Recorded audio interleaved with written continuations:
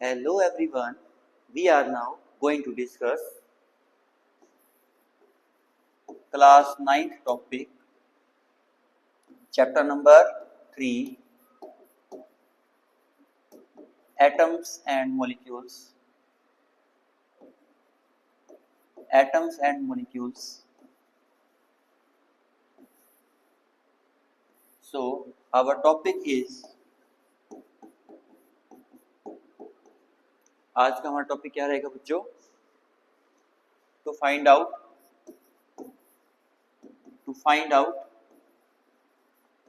percentage of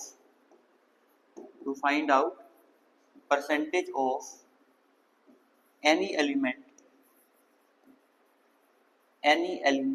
in a compound.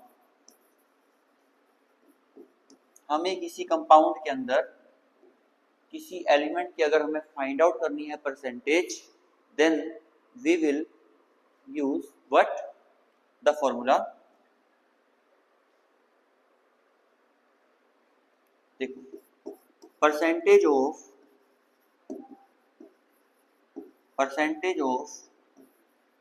Any element in a compound. हमारे पास formula होता है बच्चों इसका. क्या फॉर्मूला रहेगा? मास ऑफ एलिमेंट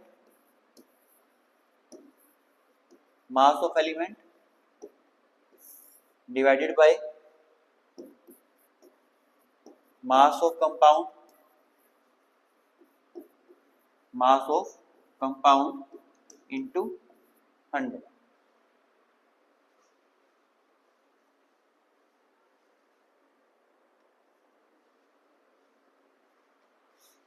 तो mass of element upon mass of compound into 100, ये हमारे पास है इसका फॉर्मूला.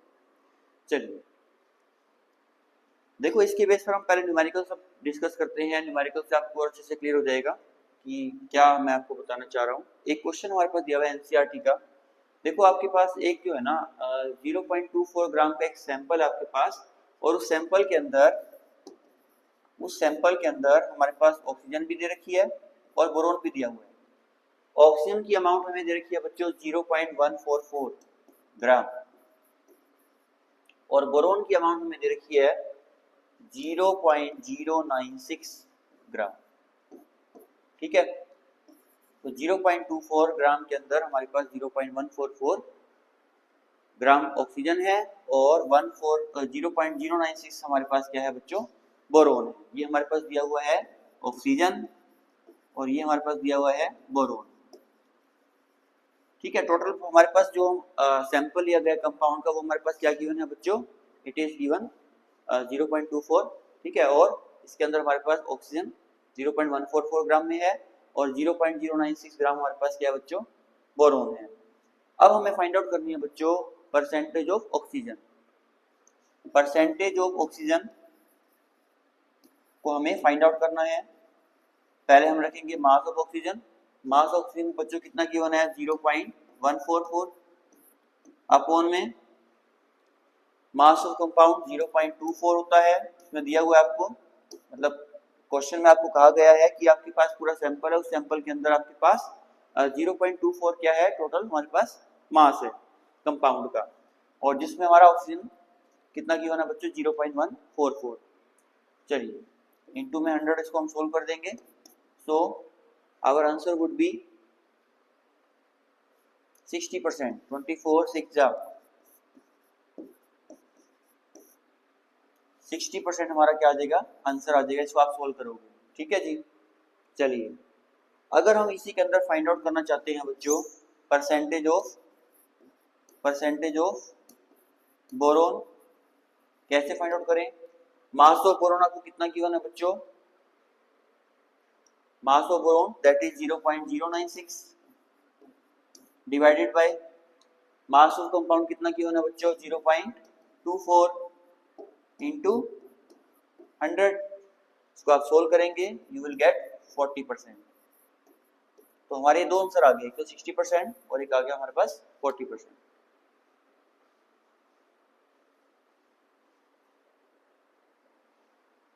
चलिए ये तो बात होगी हमारे पास एनसीईआरटी के हमारे पास फर्स्ट क्वेश्चन की, जो आपको एक्सरसाइज क्वेश्चन गिवन है एनसीईआरटी एक्सरसाइज, ठीक है। और first question we have discussed now. अब आती है बात हमारे पास क्वेश्चन नंबर सेकंड की, when 3 gram of carbon is burned in 8 gram of oxygen 11 gram of carbon dioxide is produced, what mass of carbon dioxide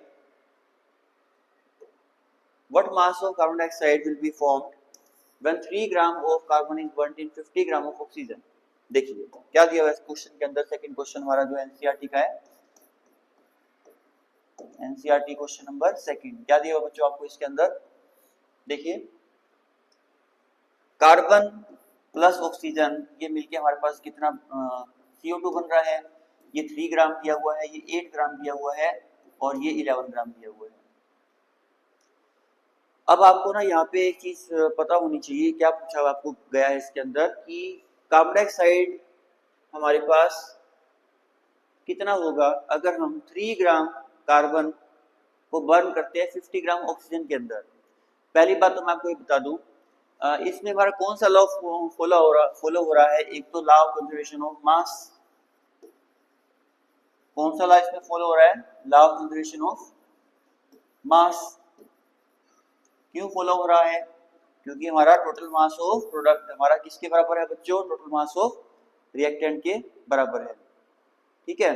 दूसरी बात अगर हम बात करते हैं इसमें और कौन सा लॉ फॉलो हो रहा है, लॉ ऑफ कांस्टेंट प्रोपोर्शन।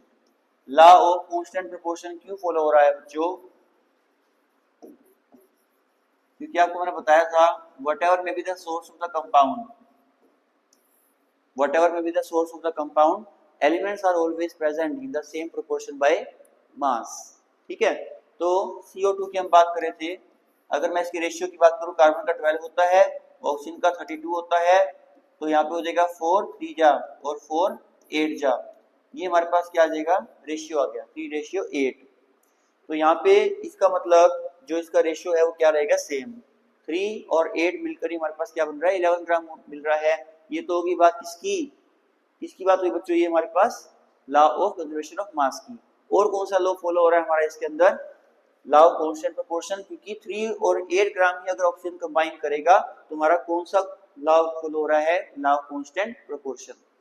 अगर हमारे पास ये पूछा हुआ है अब आगे क्वेश्चन के अंदर, what mass of carbon dioxide will be formed when 3 gram of carbon is burned in 50 gram of oxygen, जब 3 ग्राम कार्बन के साथ अगर होना चाहिए कंबाइन कितना, 8 ग्राम ऑक्सीजन, ठीक है, तभी तो वो क्या होगा, कंप्लीटली बर्न होगा। लेकिन 50 ग्राम ऑक्सीजन की बात हो रही है, इसका मतलब होना चाहिए 8 ग्राम ऑक्सीजन, और आपको कितना दिया हुआ है, देखो हमारे पास 3 ग्राम कार्बन दिया हुआ है और ऑक्सीजन आपको दिया हुआ है 50 ग्राम। बट C और O2 में अगर आपको याद हो 3 ग्राम कार्बन और 8 ग्राम हमारा ऑक्सीजन कंबाइन होना चाहिए, इसका मतलब 42 ग्राम हमारे पास क्या एक्स्ट्रा है, 42 ग्राम अगर एक्स्ट्रा है इसका मतलब दैट विल बी लेफ्ट, ठीक है, दैट विल बी लेफ्ट, इसका मतलब that will be left untreated, उसका कोई यूज नहीं होगा हमारे लिए। होना क्या चाहिए, 3 ग्राम कार्बन हमारा 8 ग्राम ऑक्सीजन से कंबाइन होना चाहिए, लेकिन हमारे पास 3 ग्राम कार्बन 50 ग्राम ऑक्सीजन से अगर कंबाइन हो रहा है, इसका मतलब 42 ग्राम जो हमारे पास होगा ना, इसको आप माइनस कर दोगे, यू विल गेट 42 ग्राम। तो 42 ग्राम इसमें ऑक्सीजन वो होगा 42 ग्राम जो हमारा रिएक्ट नहीं करेगा, ठीक है, that will be left untreated, उसका कोई यूज नहीं होगा। Next we are having question number third, that is polyatomic ions. Polyatomic ions बच्चों, पॉलीएटॉमिक आयंस क्या होते हैं, polyatomic ions, an atom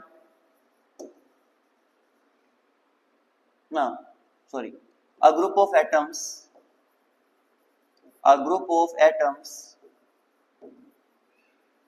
carrying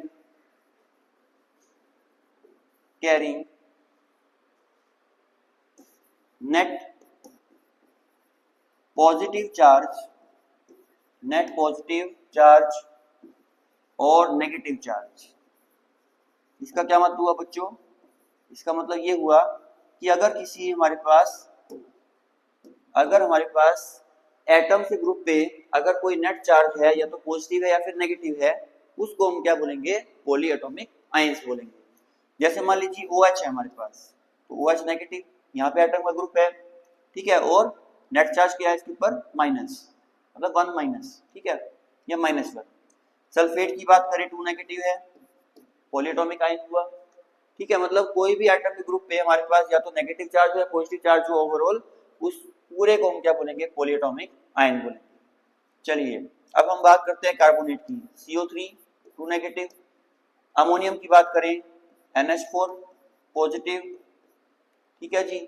अच्छा, इसके अलावा हमारे पास बोरेट की बात करें BO3 3 नेगेटिव। इसके अलावा हमारे पास अगर बात करते हैं हम SO3 सल्फाइड 2 नेगेटिव, ओके। तो ये सारे हमारे कुछ एग्जांपल्स हैं पॉली एटॉमिक आयन के। इसके अलावा अगर कोई एग्जांपल आपको ध्यान में आए, आपको एनसीईआरटी में गिवन हो, तो आप चेक कर सकते हैं, बाकी ये हमारे सफिशिएंट हैं एग्जांपल्स। फॉर एग्जांपल्स ये हमारे पास क्या हो जाएंगे बच्चों, सारे एग्जांपल हो जाएंगे। अच्छा, ये किसका फॉर्मूला है हमारे पास बच्चों, ये हमारा फॉर्मूला है बच्चों हाइड्रोक्साइड का। ये किसका फॉर्मूला है, हाइड्रोक्साइड का।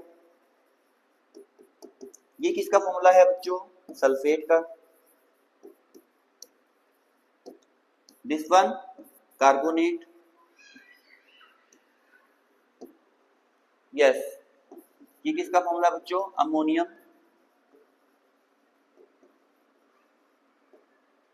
यस। बोरेट, सल्फाइड,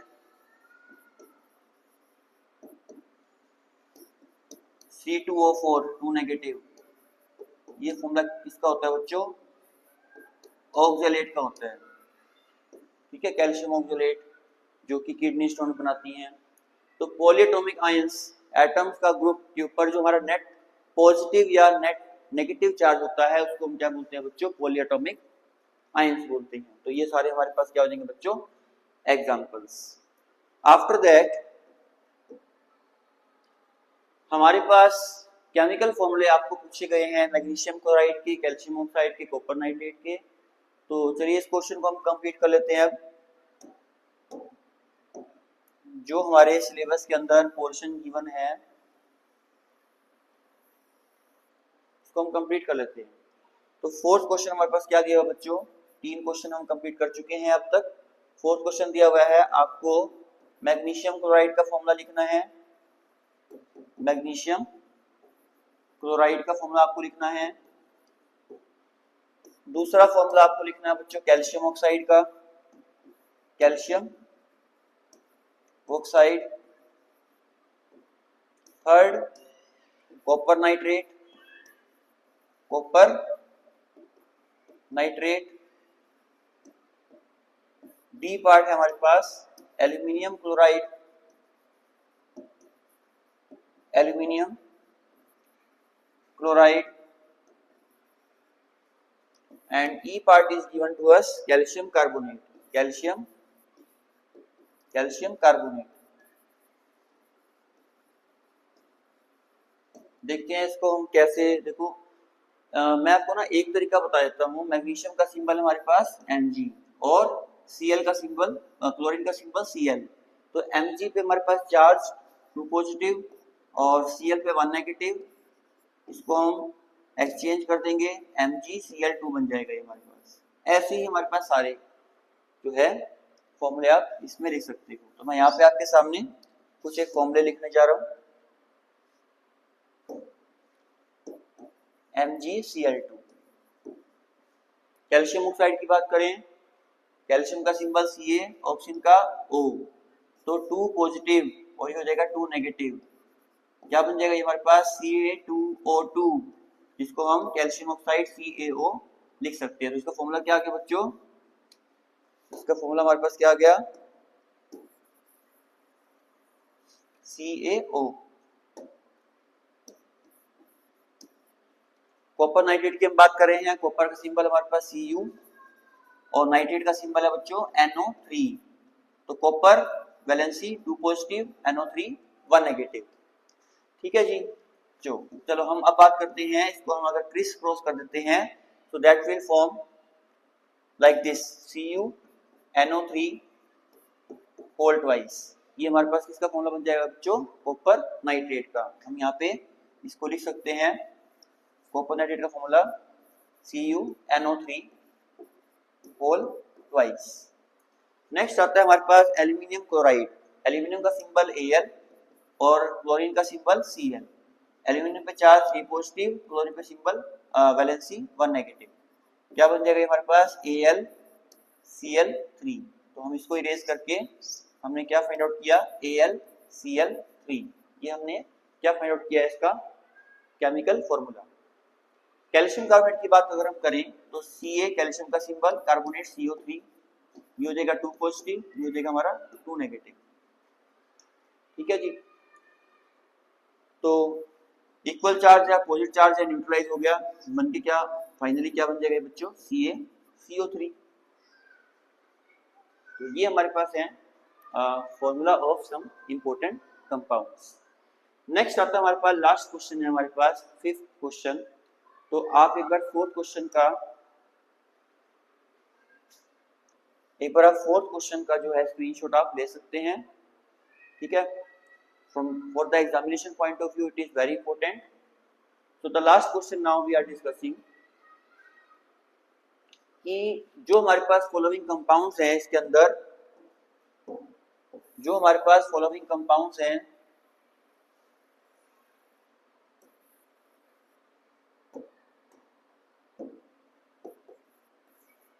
आपको कौन कौन से कंपाउंड गिवन है बच्चों? फर्स्ट हमारे पास है क्विकलाइन,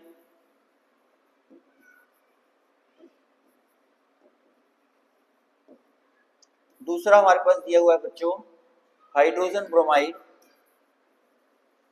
hydrogen bromide,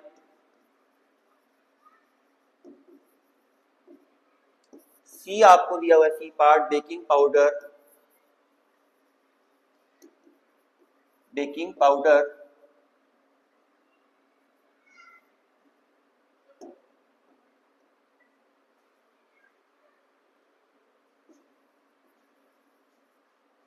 and the D part is given to us, that is potassium sulfate,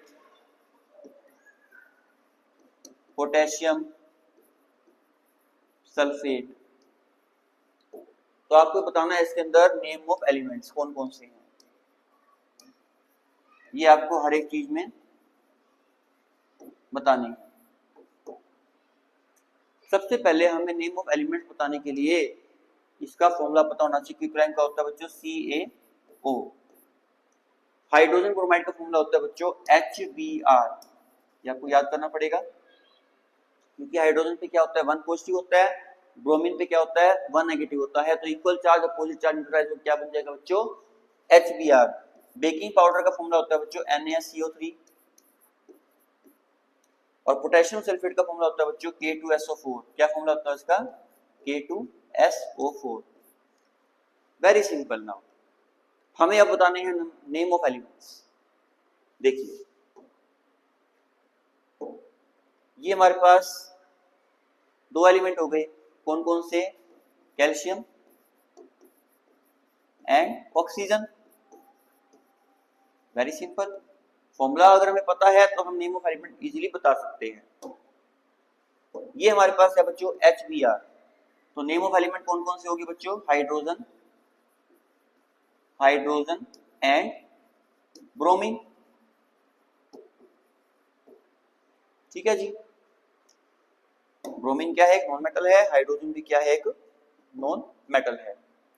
आगे चलते हैं हम NaCO3। इसमें हमारे पास 4 टाइप के एलिमेंट्स हैं। पहला हमारे पास क्या है? सोडियम, सोडियम, दूसरा हाइड्रोजन, ठीक है, थर्ड हमारे पास क्या है इसके अंदर? Carbon, and the last one is oxygen, last one is oxygen. ये हमारे पास नेम ऑफ एलिमेंट हम इस तरह से बता सकते हैं with the help of formula. Potassium sulphate, इसमें हमारे पास कौन कौन से एलिमेंट्स हैं? Potassium, potassium, sulphur and oxygen, potassium, sulphur and oxygen, ये हमारे नेम ऑफ एलिमेंट प्रेजेंट है। तो यहाँ हमारा पूरा चैप्टर कंप्लीट होता है। अब हम कुछ एक मेन पॉइंट्स की बात करेंगे जो हमने इस चैप्टर में पढ़े हैं।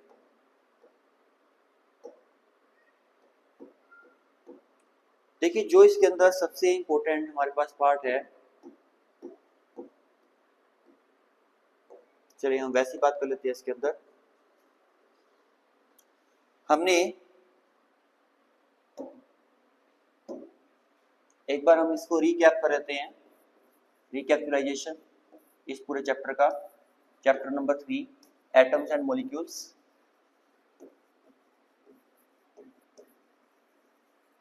एटम्स एंड मॉलिक्यूल्स हमने इसके अंदर क्या क्या पढ़ा है बच्चों? Laws of chemical combination, laws of chemical combination, and that was given by which scientist? Antoine Lavoisier. इन्होंने हमारे पास जो दो लॉ इन्होंने बताए हैं वो कौन कौन से हैं? पहला लॉ इसके अंदर कौन सा है बच्चों? लॉ ऑफ कंजर्वेशन ऑफ मास, और दूसरा हमारे पास जो लॉ है वो कौन सा है बच्चों? Law of constant proportion. ये हमारे पास लॉ ऑफ कांस्टेंट प्रोपोर्शन, ये हमारे पास लॉ इस चैप्टर में हमने पढ़े। दूसरा हमने इसके अंदर और क्या पढ़ा है बच्चों? Atomic mass. क्या पढ़ा है बच्चों? Atomic mass, Dalton atomic theory, very important. हमने इसके 6 पोस्टुलेट पढ़े थे बच्चों, अगर आपको याद हो। Dalton atomic theory postulates. चलिए, इसके बाद अगर हम बात करते हैं, वो हमने क्या पढ़ा? एटॉमिक मास हो गया। अच्छा, उसके बाद आता है to find out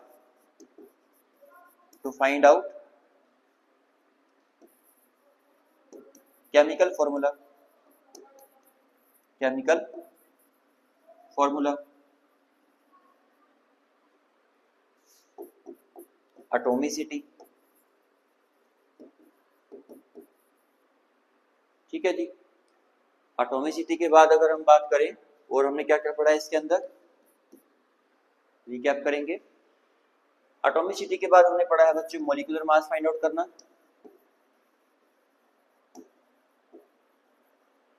molecular mass find out करना, ग्राम मॉलिक्यूलर मास, जो कि हम ग्राम के अंदर एक्सप्रेस करेंगे। ये हमारा यू में एक्सप्रेस होगा, ये हमारा ग्राम के अंदर हो जाएगा। और हमने क्या पढ़ा है इसके अंदर? फॉर्मूला यूनिट मास पढ़ा है, फॉर्मूला यूनिट मास पढ़ा है हमने, जो कि हमारा आयनिक कंपाउंड्स के लिए हम फाइंड आउट करते हैं। ग्राम फॉर्मूला मास, जो हमारा किस में एक्सप्रेस होगा बच्चों? ग्राम के अंदर होगा। मोलर मास, ठीक है। मोलर मास का एक टॉपिक मुझे लगता है थोड़ा सा इसको मैं डिस्कस में, जो वैसे तो in the previous video we have discussed about that also. आपको ना मोलर मास अगर आपसे पूछा जाता है, एनसीईआरटी क्वेश्चन है हमारे पास, मान लीजिए आपसे पूछा गया है S8 का, आपको मोलर मास बताना है, तो आप कैसे बताओगे? 8 इंटू सल्फर का कितना होता है? 32, इसको आप सोल्व करेंगे 256 ग्राम, ये हो जाएगा हमारा इसका मोलर मास हो जाएगा। C2H2 की अगर हम बात करते हैं, ये कंपाउंड है जिसका नाम होता है हमारे पास इथाइन। तो 2 इंटू 12 प्लस 2 इंटू 1, 24 प्लस 2 26 ग्राम, ये हो जाएगा इसका मोलर मास। तो मोलर मास अगर आपको फाइंड आउट करना आ जाता है तो आप इस तरह से निकालेंगे, always in expressed in grams. चलिए, इसके बाद हमने और क्या इसके अंदर पढ़ा है बच्चों? Percentage of any element in a compound.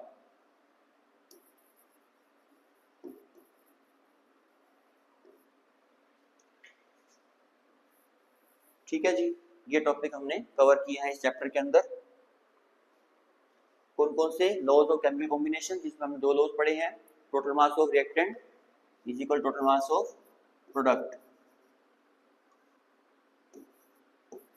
Mass of reactant equals to mass of product, constant proportion, ratio हमेशा सेम रहेगा एटॉमिक मास यूनिट के साथ साथ हमने क्या पढ़ा है, और एएमयू को भी हमने डिफाइन करना सीखा है। AMU what is this AMU, atomic mass unit. Direct atomic theory postulate very important, this also we have covered. और केमिकल फॉर्मूला फाइंड आउट करने के लिए हमें उसका सिंबल है, उसकी वैलेंसी है, ठीक है। और हमने इसके बारे में और क्या पढ़ा है बच्चों, आयन के बारे में, मोनोटॉमिक है, डाइवैलेंट है, ट्राइवैलेंट है, कैटायन और मोनोवैलेंट एनायन, ठीक है जी। ये हमने इसमें अंदर कवर किए थे। इससे पहले हमारे पास आयंस का टॉपिक, जिसमें हमारे पास मोनोवैलेंट, डाइवैलेंट और ट्राइवैलेंट, कैटायन एंड एनायन, हमने इसके अंदर टॉपिक कवर किया था बच्चों। तो बच्चों ये सारे जो टॉपिक हैं ये हमारे according to NCERT, according to latest syllabus we have covered. So I hope that आप एंटायर चैप्टर को अच्छे से समझ चुके हैं। फिर भी आपको अगर कोई डाउट लगता है, you can give the question in the comment section. Thank you very much. God bless you all my dear students. Thank you so much.